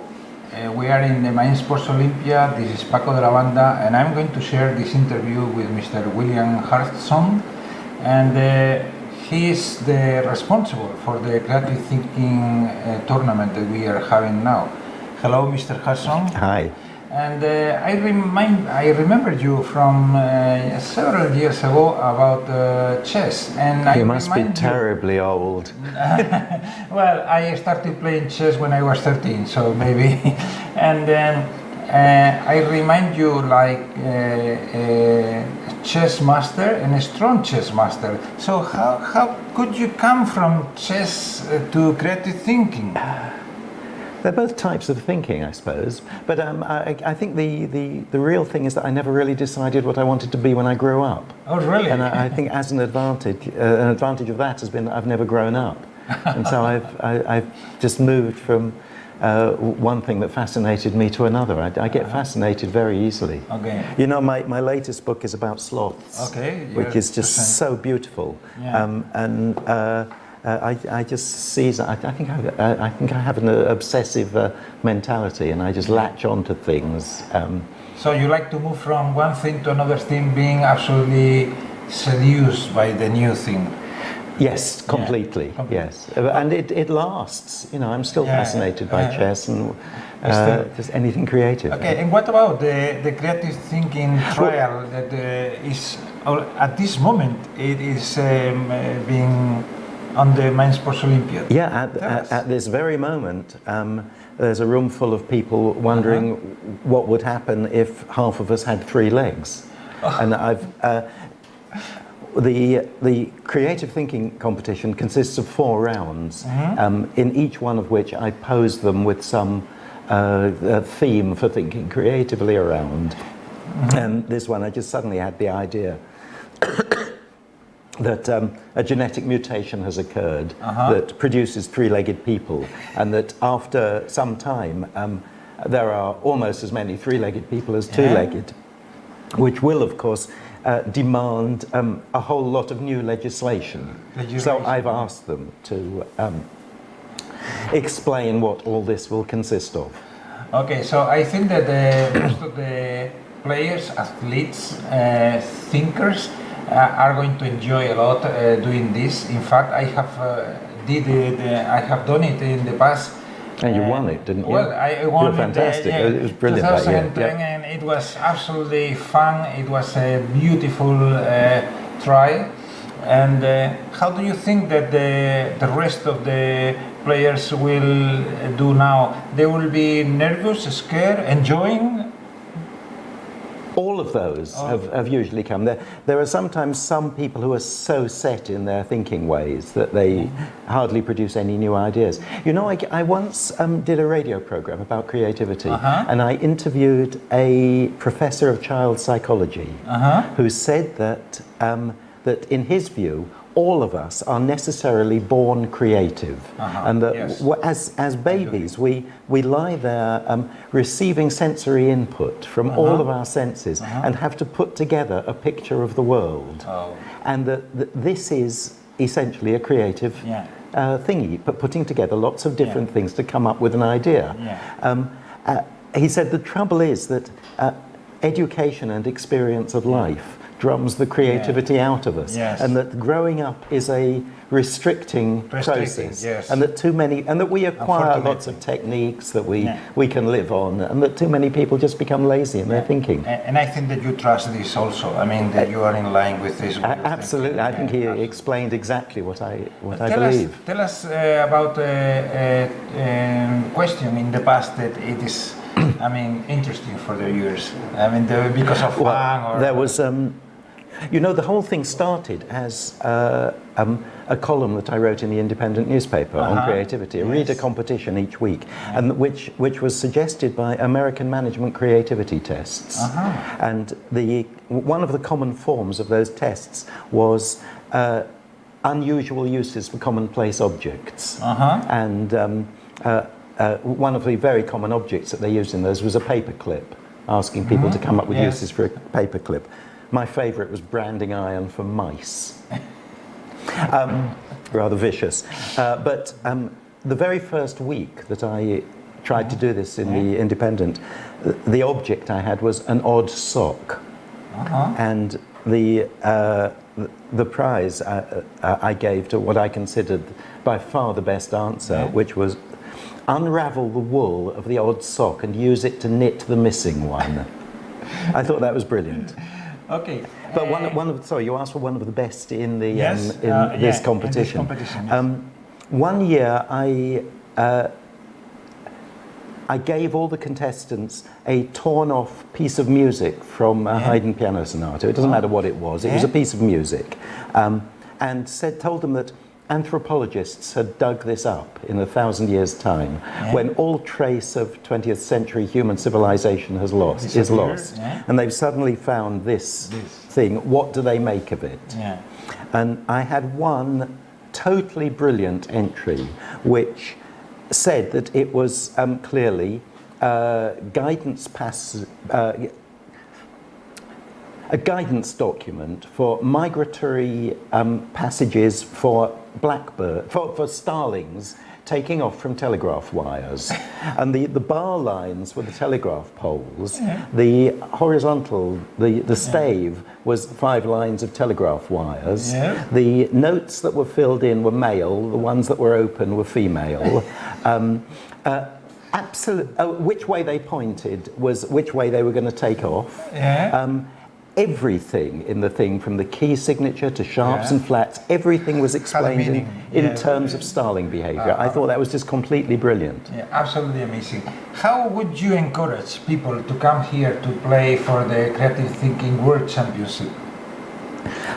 First they have to empty their minds and start coming up with ideas, and then realize what fun it is. Okay, it is absolutely fun. Bill, a pleasure to have you here. Thank you. Thank you very much. So, Eileen, I think that Piero has done something interesting. Yes. Piero and Martin were playing on board 2 in that last round. We didn't follow their match, but Piero managed to defeat Martin 2-0. So Piero is this year's Lost Cities champion. Okay. Do we have the standings of all the tournament Lost Cities? I think they're still collating the final scores. I noticed the tournament controller is Joseph Koller. He's just telling the final scores. I have to say something that you are not going to like. May I? Please. Okay.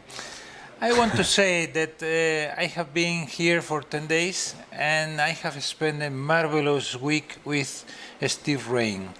So thank you, Steve. You have done a marvelous job, and it has been a pleasure to be with you commenting throughout the week. And sincerely, it was a pleasure to know a person like you, so humble and so good person and so clever to do everything as you have done. So you know that I'm a good friend of you and I really love you, but Steve has been a so good companion that please thank you very much, Steve Rain. I can second that. I did a short commentary stint earlier this week with Steve, and he's professional, very knowledgeable, great guy. So we also got a plug in for his cafe in Nottingham. So if anyone's in Nottingham, please go to Steve's cafe. And he has promised that he's going to come next year to fight. So. Okay, that's fantastic. We can go to the final results. Okay, we've just got the final results coming in. Okay. So let's start from fourth place. That's a good place. Actually, let's start from Dario De Toffoli. Dario De Toffoli, we just saw, he had a good result with 1.5 points, but it wasn't good enough in the end to score him a medal. So let's go from fourth place. I don't know if this is the final result with Noah and Ricardo tying for the fourth place, but I thought that Noah had a worse score than Ricardo. But if Noah is deserving the bronze medal overall, and also for sure the gold medal junior. Yes, Noah will definitely win the gold medal for junior. An amazing result, because I think that Noah is also going to challenge the silver medal for Pentamind, women Pentamind, and also junior Pentamind. I am really impressed of this. Paco, I played Noah in the Entropy tournament earlier this week. How was it? I'm a former Entropy world champion. I found Noah's plays was exceptionally strong. She's a real find, and I believe she's only about 14 or 15 years old. 14, yes. Fantastic, fantastic talent for the future. So 3 more years to become senior. I mean, to become overall. And at this moment, she will be junior. 15, 16, 17. So she has time enough to become really, really, really strong to defeat all the Pentamind winners that we are going to see at the end of the tournament. So there's a little bit of clarification we need on Noah Concepcion and Ricardo Gomez's score. Yeah. We believe Noah has won the bronze medal based on the tie break. Yeah. The 2 tie breaks they use in this tournament, Paco, are the head-to-head result and the float. And the float, yes. So that's your plus 13 score. Yeah. But we'll clarify that later. Let's move on to second position. Yeah, so Florian Germain, that we have seen him a couple of times with 9 points. Noah and Ricardo tied for the bronze, but Noah looks like that is going to be the winner of that medal. Then Dario De Toffoli with 7.5 points. Matthew Heitrell and Stephen Wright all tied for 7 points. And then 3 players with 6.5 points, Martin Hammer, and 2 from the Canaries, Alejandro Perez and Mario Hernandez. So we have 3 players among the top 10. This is amazing. 3 of them junior. I am really impressed by the... Do you guys practice a lot of the velocities in Spain? Yeah, we have an educational project. It's named Aprender Jugando, and that will mean something like learning through games or learning through practicing games. And it is run by Veronica Candelaria, who is the coach of all this team. And they train about 100 different games a year, and the objective of this project is to train the mind of the children and make them strong to solve problems. I mean, the objective is if we can train the mind to if they are trained to solve problems through these tools like the strategy games. Now, I've heard about your program in the Canary Islands, and I think it's fantastic. We have a couple of programs in the UK to do chess in schools, but nothing is comprehensive, and I wish that we could introduce something like that here. Well, we were really proud, and I must tell that I was the creator of the program. It was created in 2006. And it was created because in 2005 I came to the Mind Sports Olympiad for the first time. I was impressed with the range of games that this Olympiad has, and I was a lover of chess, Go, backgammon, poker. I mean the classic games, strategy games, and I was impressed with so many games. And I thought, why not transfer the knowledge of the strategy games to kids right from the beginning. I mean, we started working with them when they are 5 years old, and then we go to 16 years old, something like that. So we did it, and I have run it for 8 years, and then Veronica is the new general manager of this project in the Canary Islands. Paco, we have final confirmation from the tournament.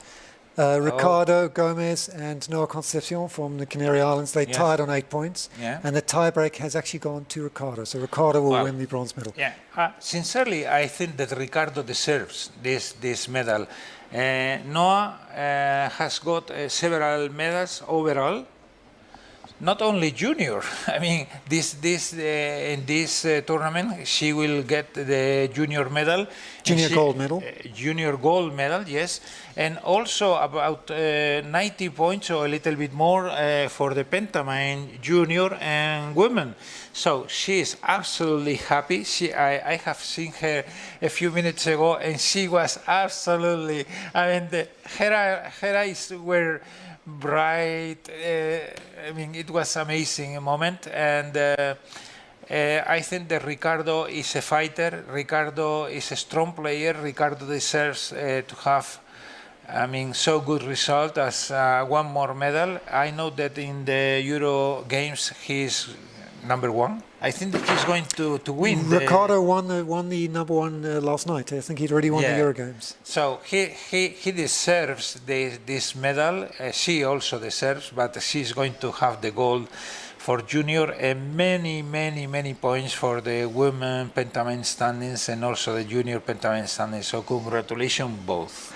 We were talking about Steve Rain, who did such a fantastic job in the commentary earlier this week. He's returned to Nottingham, and Paco was singing his praises earlier. And Steve's actually got in touch with us, with the program, and he's actually saying thanks very much for the comments, Paco.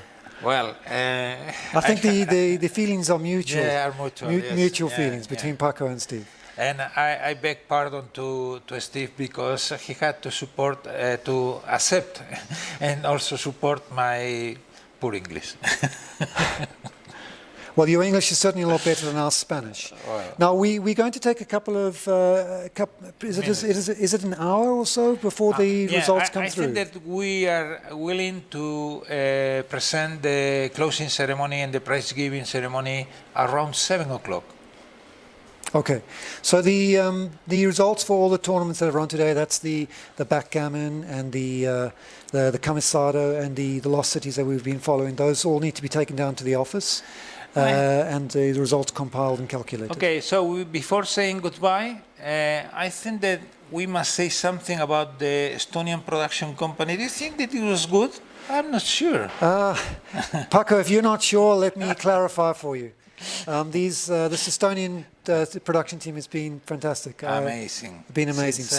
So our thanks to Matt, Marlene, Paulino, and Rando. Yeah. They've come all the way from Tallinn, Estonia, and they've done a fantastic job. Thank you very much. It was absolutely great to work with you for 10 days. We're hoping that the production team will come back next year. Oh, that will be perfect. And anybody who's been watching this channel online, please send us your comments. Please let people know about the online coverage. Rewatch it and share it. So one last thing. Do you think that we should say also that Bondora has had something important role in the success of this streaming? Bondora certainly has provided the sponsorship for the streaming. I actually didn't know much about Bondora before, but Andres Kursk, who is a previous Pentamind champion, he now works for Bondora and has secured this, the sponsorship. So thank you to Bondora and to Andres Kursk. I'm sure that if Andres was not here, Andres had no relationship with Bondora, maybe Bondora didn't invest and didn't sponsor this, but for sure you are lucky that we can do this thanks to Bondora too. Bondora, just to clarify for people who don't know who Bondora is, they're based in Estonia, but they're an international peer-to-peer lending platform. They're a middle-tier lending platform between the banks and the so-called payday lenders who provide funding for businesses who need quick access to capital. So thank you all for watching. Thanks all for watching. We'll be back in somewhere between half an hour and an hour to get the final Pentamind standings and the medal ceremonies. Thank you. Hi viewers, let's talk about Bondora's easiest way to invest, the Go and Grow. Go and Grow is an incredibly simple and automated service that allows you to earn 6.75% per annum and take your cash out at any time. Here are some benefits. It has a yield of 6.75, helping you to plan for the future. You can access your cash without any excessive withdrawal penalties. You also get a diversified portfolio of investments supported by advanced and reliable technology. And you only pay tax when you make a withdrawal over your capital amount invested. That's not all, there's more. You can share access with the people you trust to invest together for a shared goal like an upcoming world trip or a wedding. And if you are already a Bondora investor, you can transfer your existing Bondora investment portfolio to Go and Grow with just a few clicks. Check for more info in the description box below and visit us on Facebook at Bondora Capital. Start today and make your dreams a reality with Go and Grow.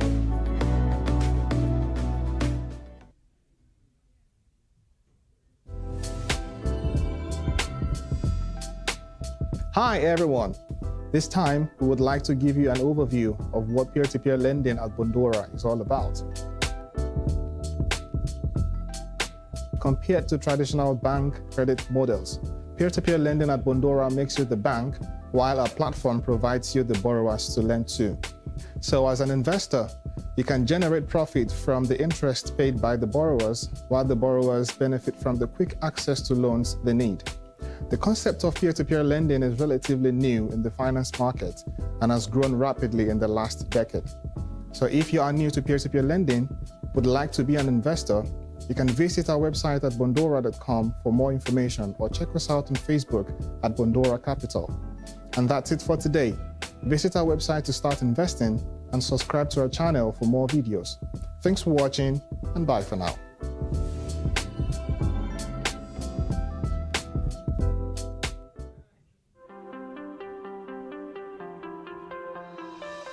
Hello and welcome to another weekly video from Bondora. A great question being asked by our investors from across the world is that why are we based in Tallinn? Tallinn is referred to as Europe's Silicon Valley and is a hub for innovative companies like Skype, TransferWise, Pipedrive, and of course Bondora, something not so commonly seen in a medieval capital city. Estonia hosts the NATO Cyber Defense Center and is also building a data embassy in Luxembourg, which will have the same right as regular embassy, but it is able to remotely reboot the country's IT systems in case of a cyber attack. So due to this level of cybersecurity, and since there are children being taught how to code in kindergarten, there is a wealth of tech talent, and this provides a great environment for us to thrive and achieve our goal of becoming Europe's #1 peer-to-peer lending platform. We hope this information helps you understand why we are based in Tallinn, Estonia, and be sure to leave a comment below as to what you want to see in the next week's video and how we can consistently improve your investing experience on Bondora platform. Thanks for watching, and until next week, keep investing and bye for now.